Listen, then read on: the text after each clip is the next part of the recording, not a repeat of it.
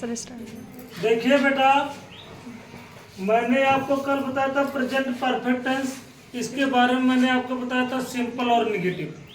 M आई right? Yes sir.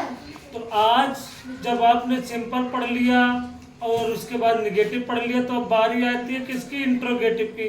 क्योंकि मैंने कल बताया था 4 पार्ट्स होते हैं। कितने पार्ट्स होते हैं? 4। तो 4 में हमने 2 कल ही पढ़ लिया था। तो आज के जो पार्ट्स हैं मैं उनको पढ़ाने चल रहा हूँ। आप सावधानी पूर्वक पढ़िए, समझिए, ठीक है? देखिए बेटा, अगला जो नंबर 3 है वो कौन सा है? आपका इंट्रोगेटिव सेंटेंस। कौन सा सेंटेंस है? Interrogative sentence. हिंदी इसकी होती है बेटा प्रश्नवाचक वाक्य। क्या हिंदी होती है?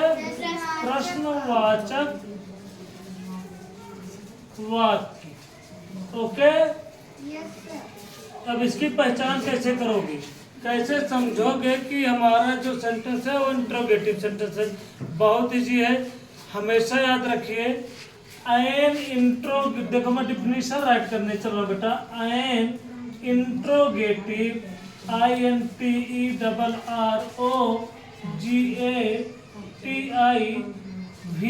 an interrogative sentence, SENTENCE, always, ALWAYS, always begins मतलब शुरू होता है। with, has, oblique, have। और एक देखिए, इंट्रोगेटिव सेंटेंस हमेशा या तो है से शुरू होगा या तो हैव से। और सबसे बड़ी विशेषता क्या है कि इन द बी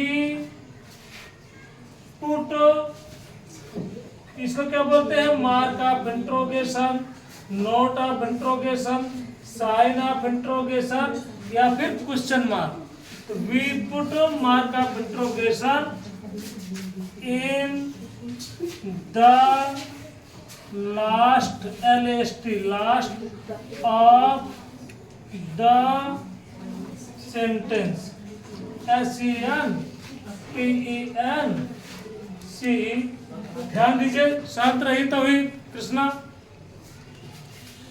मैंने लिखा कि जो इंट्रोगेटिव सेंटेंस है वो हमेशा या तो हैज से शुरू होगा नहीं तो हैव से, ठीक है? हैज हैव से तो शुरू होगा बेटा, लेकिन सबसे बड़ी विशेषता है यशराज। क्या है बेटा? कि अंत में ए सिंबल देख रहे हो, इसको मार्क ऑफ इंट्रोगेशन बोलते हैं, बताया हूँ।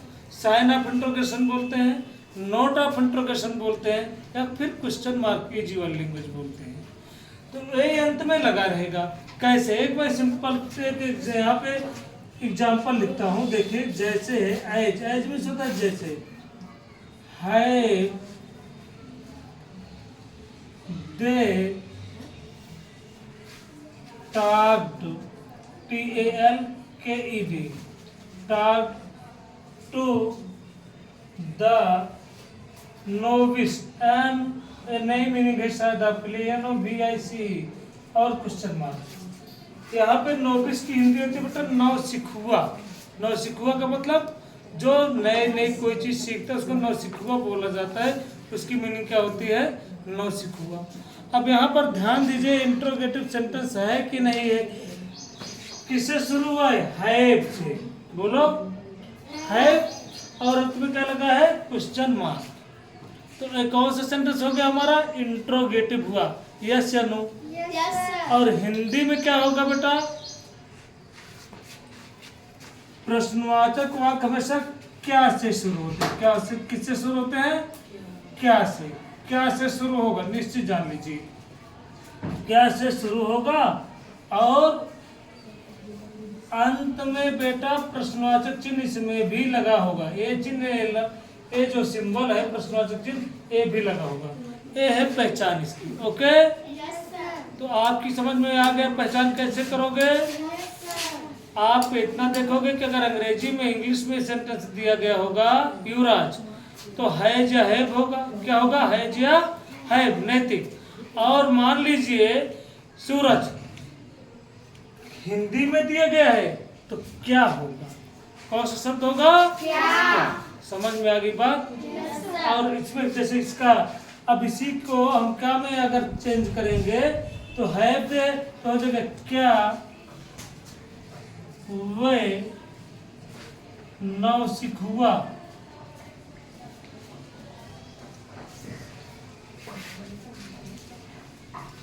से बात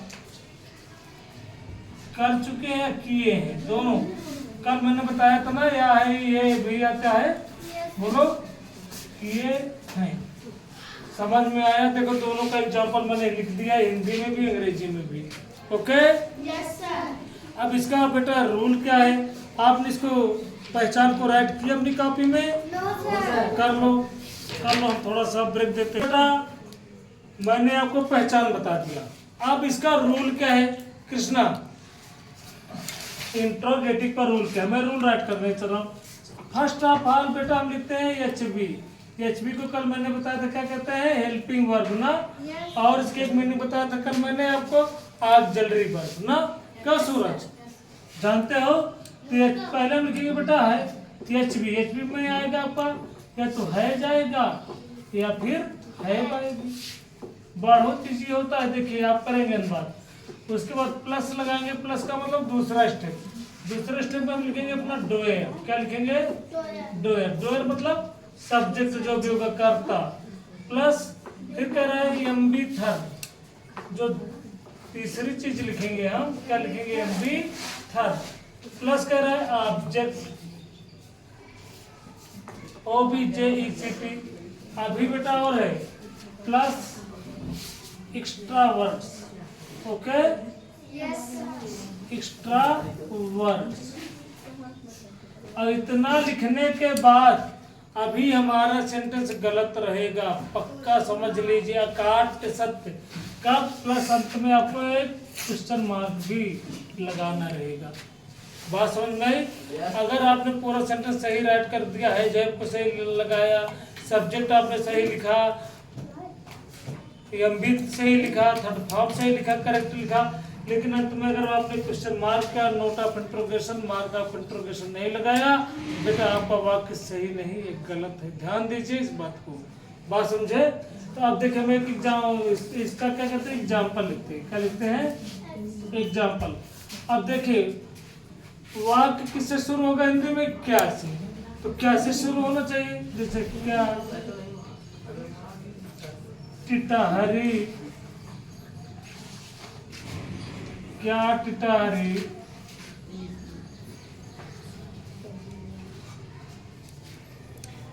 क्या टिटहरी पक्षियों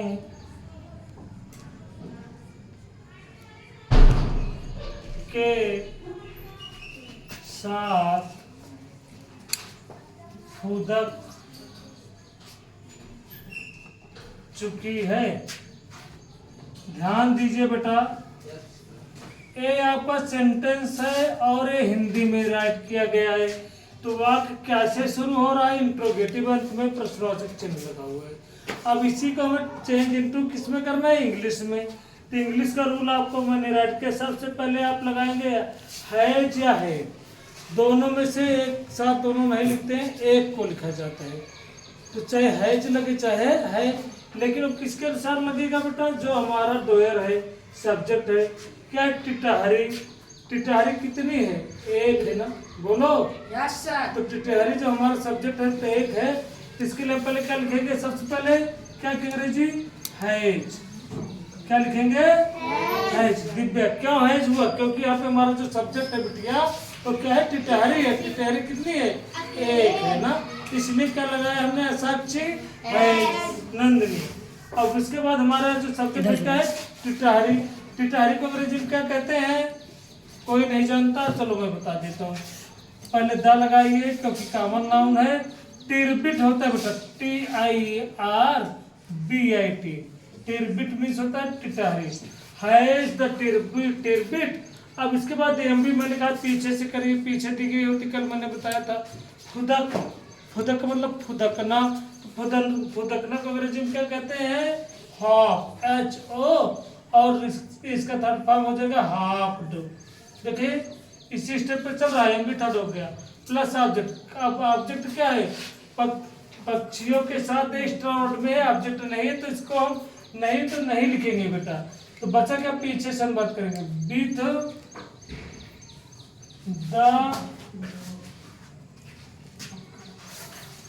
बर्ड्स। अब हमारा वाक्य सही हो गया ना बेटा? सही है? नहीं सही है। अभी एक चीज क्या लगाना है हमको? मार्क ऑफ इंट्रोगेशन लगाना है। जब तक ये नहीं लगेगा यस राज, तब तक हमारा वाक्य गलत है। बात समझ में है बेटा? तो हम यहाँ पे क्या लगा देंगे? प्रश्नवाचक चिन्ह। ओके, समझ में आया? एक और देखते हैं हम, जैसे क्या वह आज, क्या वह आज जलेबी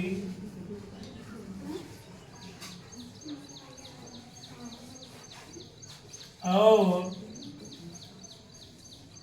समोसा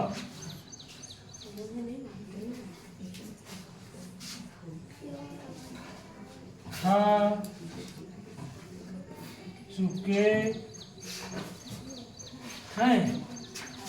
ध्यान दीजिए बेटा, क्या वह आज जलेबी और समोसा खा चुके हैं।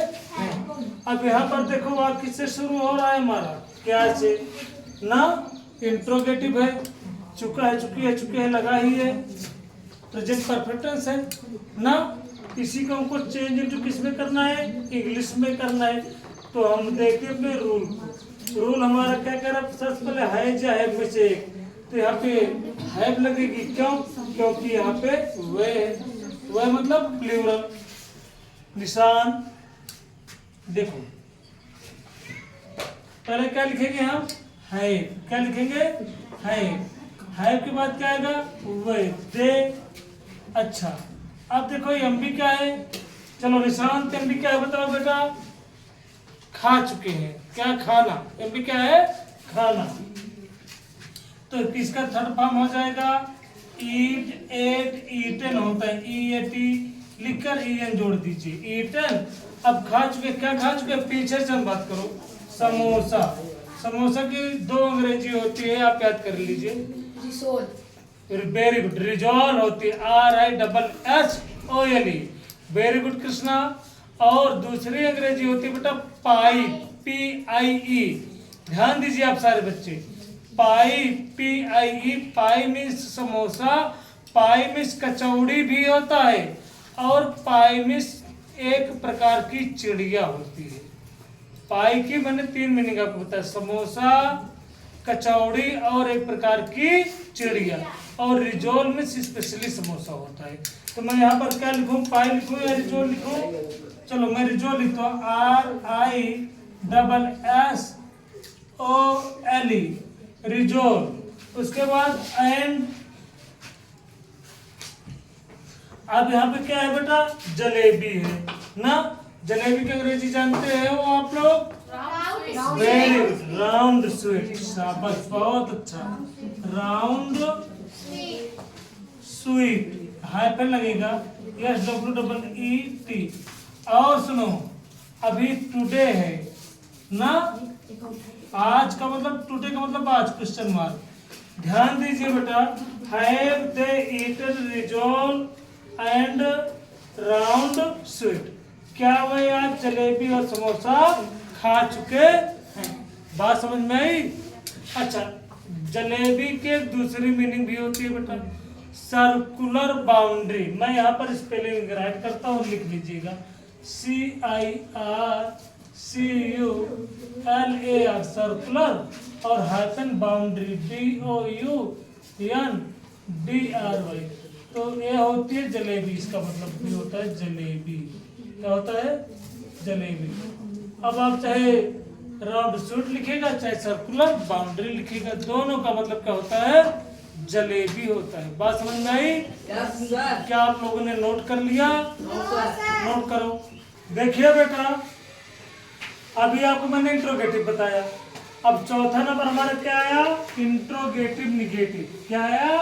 Interrogative negative sentence. इसकी हिंदी होती है प्रश्नवाचक नकारात्मक वाक्य। तो अगर प्रश्नवाचक नकारात्मक वाक्य कैसे होते हैं, क्या होती है इसकी पहचान, इसमें बेटा हैज हैव के साथ नॉट दिया रहता है। क्या दिया रहता है? हैज रहेगा या फिर हैव होगी, इनमें से कोई, लेकिन इनके साथ नॉट लगा रहेगा। नॉट का मतलब होता है निगेटिव, ओके। और फिर अंत में ये वाला सिंबल अर्थात क्वेश्चन मार्क भी लगा होगा, ओके। बहुत इजी है, कुछ नहीं करना है। इसका जो रूल है ना बेटा, रूल क्या है इसका? रूल केवल इतना सा है कि आफ्टर सब्जेक्ट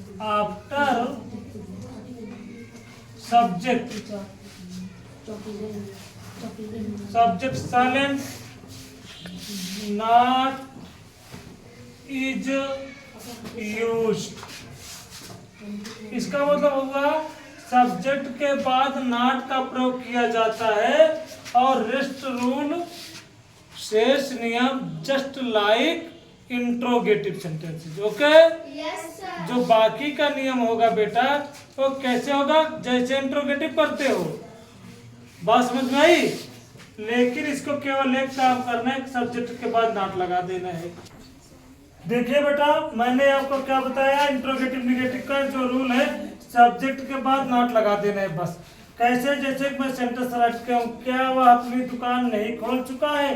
तो क्या के लिए आप पहले यहाँ पे इसके अनुसार, वह के अनुसार हैज लगा दीजिए, हैज, और उसके बाद वह सब्जेक्ट है तुम्हारा हो ही। अब देखो इसी के बाद नॉट लगाना है निगेटिव के लिए, नॉट। नॉट कहाँ लगेगा? इसके बाद मैंने लगा दिया नॉट। अब बाकी नियम पूरा हुई। ओपन मीन्स खोलना, ओपन हो जाएगा, थर्ड फॉर्म। और हिज, ओके, शॉप अपनी दुकान। अब इसके बाद इसमें भी क्या कहते हैं, आप मार्क ऑफ इंट्रोगेशन लगा दीजिए, has he not open his shop. समझ में आया बेटा? अब इसी प्रकार से अगर समझ में आ गया, चलो मैं आपको 10 होमवर्क देता हूँ, उसको राइट कीजिए। Thank you.